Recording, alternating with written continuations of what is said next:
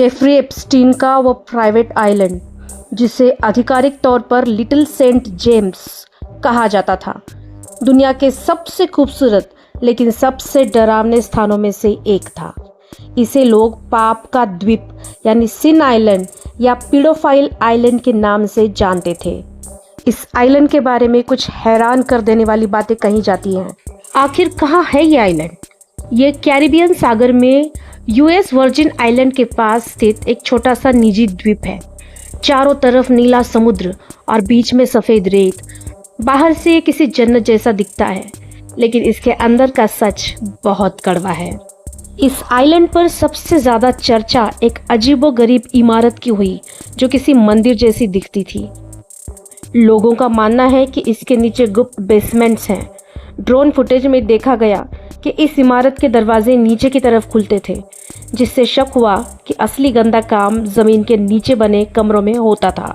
Epstein के पास खुद का एक बड़ा प्राइवेट जेट था, जिसे लोलिता एक्सप्रेस नाम दिया गया था।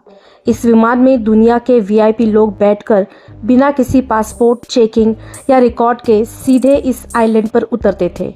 यहाँ आने के बाद वे बाहरी दुनिया से पूरी तरह कट जाते थे, जिससे उन्हें वहाँ अपराध करने की आज़ादी मिल जाती थी। वहाँ आखिर होता क्या था? कम उम्र की लड़कियों को मसाज थेरेपी या नौकरी के बहाने वहाँ लाया जाता था। ऐसा माना जाता है कि एप्स्टीन ने पूरे आइलैंड और कमरों में गुप्त कैमरा लगा रखे थे। वह बड़े बड़े नेताओं और रईसों की आपत्तिजनक वीडियो बना लेता था, ताकि बाद में उन्हें ब्लैकमेल करके अपना काम निकलवा सके। यही कारण था कि इतने सालों से उसके खिलाफ कोई कुछ नहीं बोला। यहाँ बड़ी बड़ी पार्टियाँ होती थी। एक पीड़िता वर्जीनिया जफरे ने बताया कि उसने वहाँ कई बड़े राजनेताओं और वैज्ञानिकों को लड़कियों के साथ देखा था। वहाँ का माहौल ऐसा था कि मानो वहाँ कानून का कोई डर ही न हो। एप्स्टीन फाइल्स को सरल भाषा में समझना हो तो इसे दुनिया के सबसे ताकतवर और रईस लोगों के काले चिट्ठों का पिटारा कह सकते हैं। एप्स्टीन फाइल्स कोई डायरी नहीं है, बल्कि एक अमेरिकी अरबपति और अपराधी जेफरी एप्स्टीन के खिलाफ हुई सालों की जांच के दस्तावेज हैं। इनमें एप्स्टीन के प्राइवेट जेट लोलिता एक्सप्रेस में किस किस ने सफ़र किया, एप्स्टीन के प्राइवेट आइलैंड पर होने वाली पार्टियों के सबूत, उन पीड़ित लड़कियों के बयान जिन्हें बहला फुसलाकर वहां ले जाया गया था, एप्स्टीन की वह मशहूर ब्लैक बुक जिसमें दुनिया के सबसे शक्तिशाली लोगों के फ़ोन नंबर और पते थे, ये सब है। अभी एप्स्टीन फाइल के बारे में हंगामा इसलिए मचा है क्योंकि ये फाइलें साबित करती हैं कि एप्स्टीन अकेला नहीं था। वह एक सेक्स ट्रैफिकिंग नेटवर्क चलाता था, जहां कम उम्र की लड़कियों का शोषण किया जाता था। फाइलों में उन ग्राहकों और दोस्तों के नाम हैं जो उस आइलैंड पर जाते थे।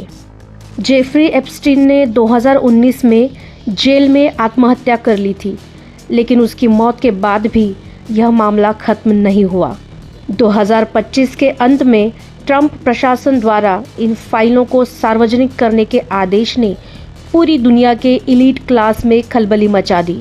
लोग इसे इतिहास का सबसे बड़ा खुलासा मान रहे हैं, क्योंकि यह बताता है कि कैसे पैसा और पावर कानून से ऊपर होने का भ्रम पैदा करते हैं। सरल शब्दों में यह एक ऐसी फिल्म की तरह है जिसका विलन एप्स्टीन तो मर गया, लेकिन अब उसके उन वीआईपी दोस्तों के नाम सामने आ रहे हैं जिन्होंने अंधेरे में उसका साथ दिया था। यह दिखाता है कि कैसे बहुत अमीर और शक्तिशाली लोग कानून की नज़रों से बचकर घिनौने अपराध कर सकते हैं। इस मामले ने यह भी साबित किया कि दुनिया भर के एलीट क्लास के बीच कैसे गुप्त संबंध होते हैं। यह केस हमें यह भी बताता है, अगर पीड़ित महिलाएं एकजुट होकर लड़ें तो दुनिया के सबसे ताकतवर इंसान को भी घुटने टेकने पड़ते हैं। एप्स्टीन फाइल्स असल में उस पेंडोरा बॉक्स की तरह है, जिसे खोलने पर दुनिया के सबसे बड़े सफ़ेद पोश अपराधियों के काले कारनामे बाहर आते हैं।